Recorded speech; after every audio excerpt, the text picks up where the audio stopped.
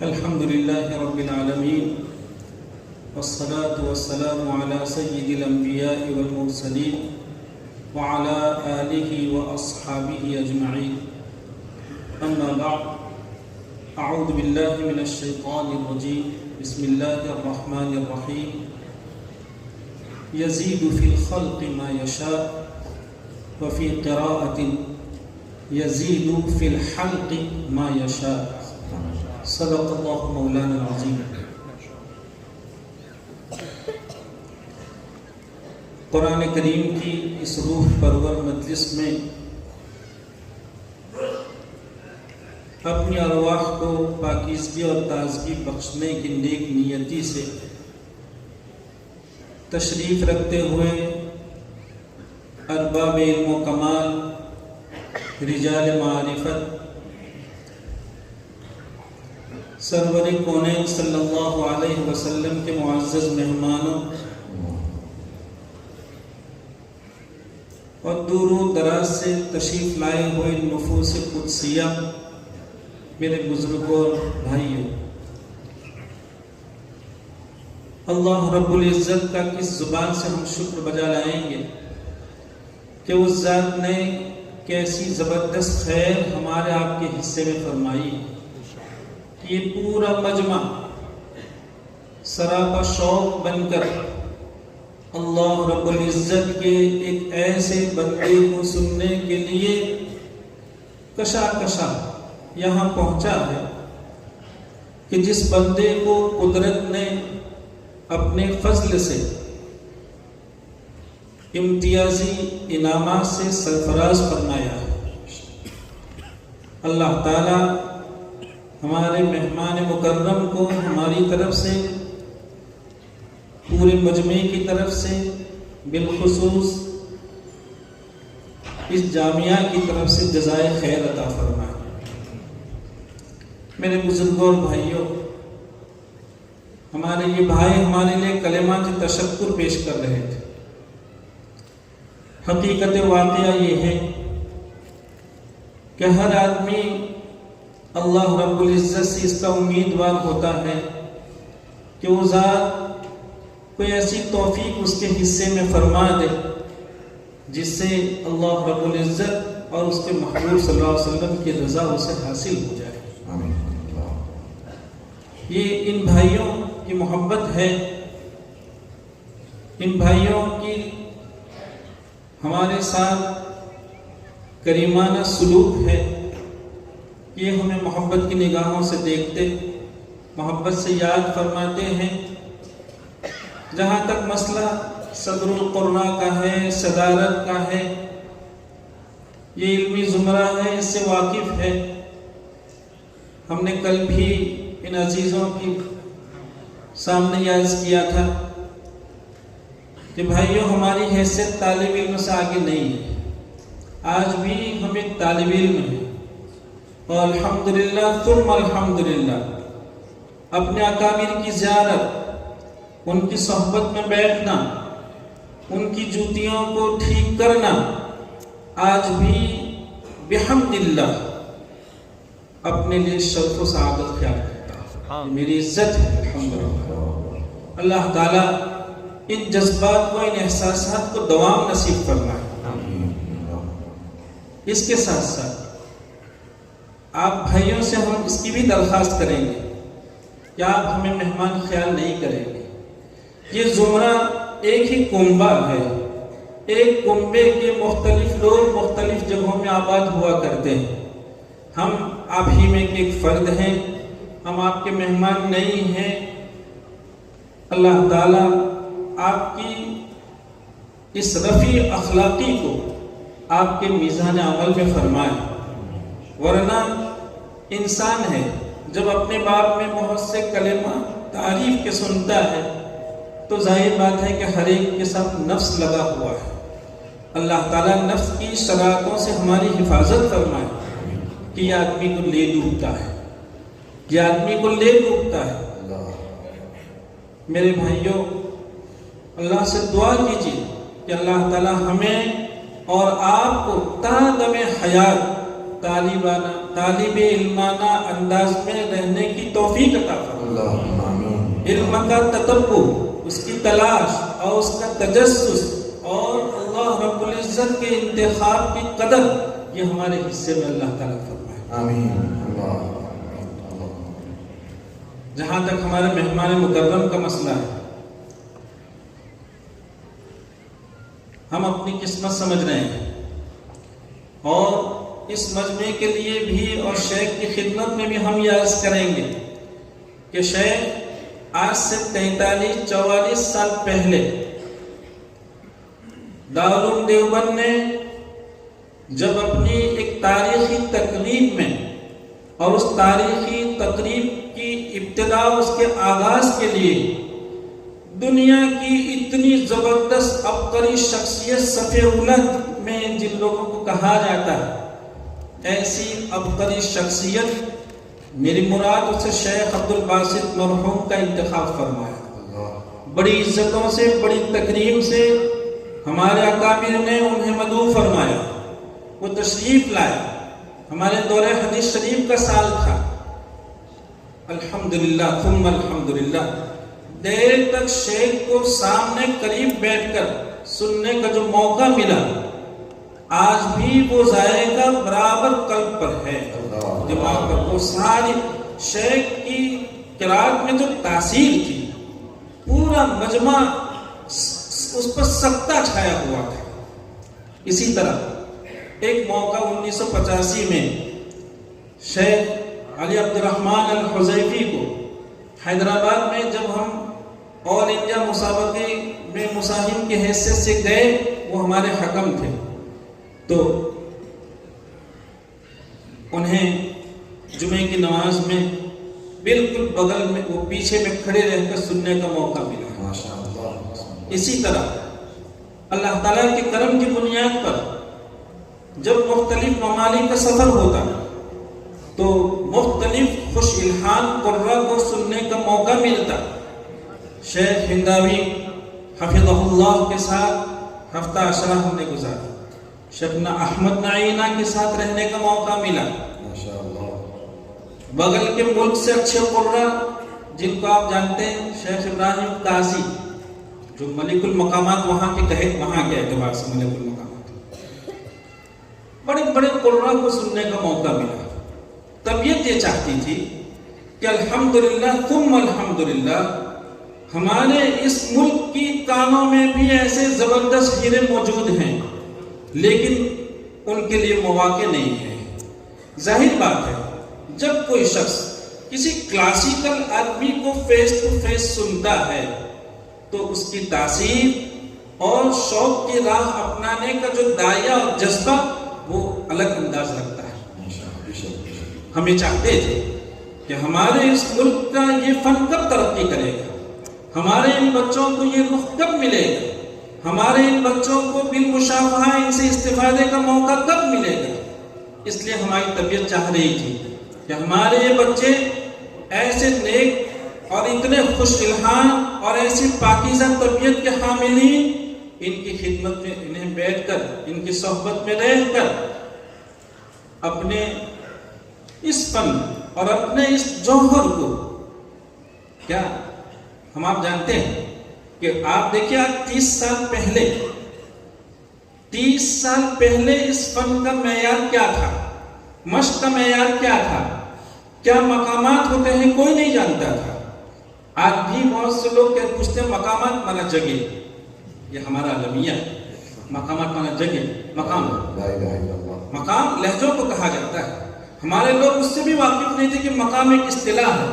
لہجے کتنے ہیں، لہجے ہمارے بچوں کو کہاں معلوم کہ سبا لہجہ کیا ہوتا ہے، نہاون کیا ہوتا ہے، بیاتی کیا ہوتا ہے، یہ کب پڑھا جاتا ہے.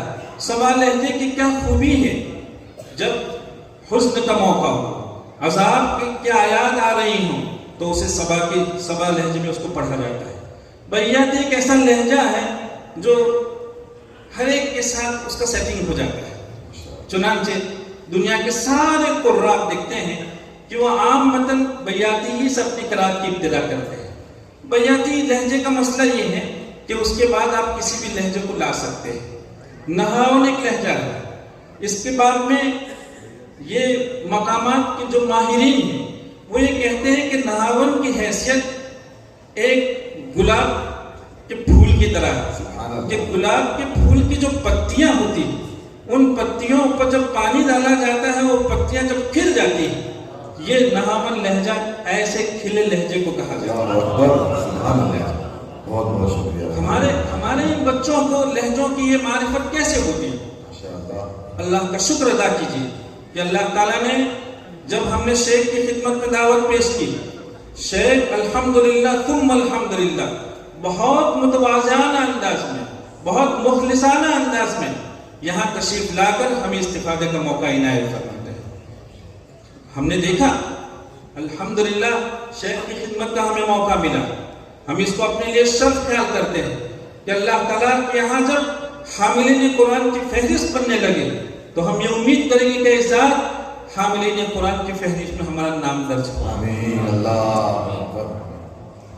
شیخ کیا لوگ ہیں، ہم نے کل بھی کہا تھا یہاں چونکہ قرات قرہ کا ایک بڑا طبقہ موجود ہے، میں اپنے اس قبیلے کے لوگ یعنی قرات کے قبیلے کے لوگوں کو بطور خاص مخاطب ہوتے کہتا ہوں کہ میرے بھائیوں ان اکابر کی صحبت میں بیٹھو، اپنی ترقی کی نیت سے بیٹھا، کچھ وقت کے ذائقے کے لیے نہیں۔ یہ کیا لوگ ہیں کہ اللہ کا ایک بندہ 13-14 سال سے خوش الہانی کی راہ اپنا کر بڑے بڑے اسٹیج پر تلاوت کرتا ہے، جوانی کے دور سے گزرتا ہے، اب سفیدیاں آ رہی ہیں، لیکن کیا اللہ کے بندے ہیں کہ قدرت کی اس نعمت کی کیا قدر پہچانی ہے، ایک روز ان اللہ کے بندوں کا غفلت سے نہیں گزرا ہے۔ کیا لوگ ہیں، اللہ اکبر۔ ہم نے دیکھا کہ یہ مجمع میں جب تلاوت کرتے ہیں تو مجمع اشعش کرتا ہے، طبیعت چاہتی ہے کہ یہ رات بھر پڑھتے ہیں اور کبھی ہمارا نشاط جواب نہیں دے سکتا ہے، اب بلکہ اس نشاط کے لیے ہمیں چائے کی ضرورت نہیں پڑتی، ایسی قرات جس کی ہو سکتی ہو۔ اللہ کا اتنا بڑا بندہ، میں ابھی کچھ سال پہلے جب بھروچ تشریف لائے تھے محمد پورہ کی مسجد میں، شیخ نے تلاوت کی جمعے کے روز، تو ایک عامی آدمی، کسان قسم کا آدمی کہنے لگا، گجراتی میں سنا دیں، وہ کہنے لگا آؤ جو پڑھے تو مینگو نے مینگو لکھے جو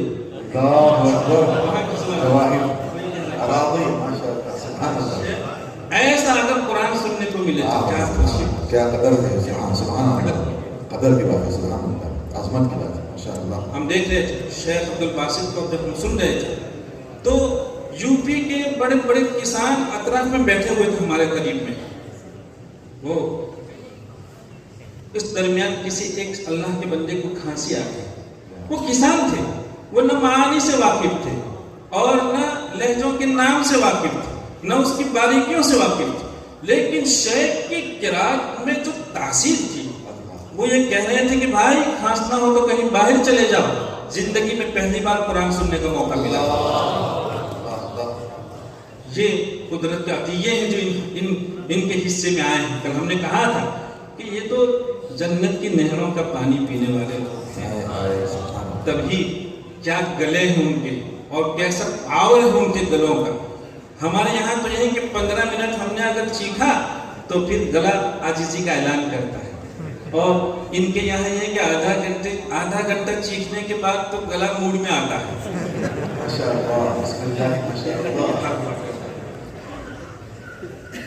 لیکن میں اپنے عزیزوں کی خدمت میں بطور خاص عرض کروں گا کہ اللہ کے بندو، آپ ہمارے قبیلے کے لوگ ہیں، آپ سے یہ ہم امید کرتے ہیں، آپ ہماری امیدیں ہیں، یہ غریب فن ہے، ہم یہ چاہتے ہیں کہ ہماری یہ آنکھ بند ہونے سے پہلے ہم اس کے اللہ سے امید کرتے ہیں، اور آپ بھائیوں سے اس کی امید کرتے ہیں کہ آپ اس فن کی صحیح معنی میں راہ اپنائیں، اس کو من حیث الفن اپنائیں، اور ایک غریب فن کے ہماری آنکھ بند ہونے سے پہلے بہترین ترجمان آپ بن جائیں۔ ہم چاہتے ہیں کہ غریب فن کی آبیاری آپ سے ہو، آپ غریب فن کے مضبوط سپاہی بن جائیں، اور یہ کیسے ہوگا جب ایسے ارباب فن، ارباب کمال کی خدمت میں بیٹھیں گے اور استفادے کی نیت سے بیٹھیں گے، تب جا کے ممکن ہوگا۔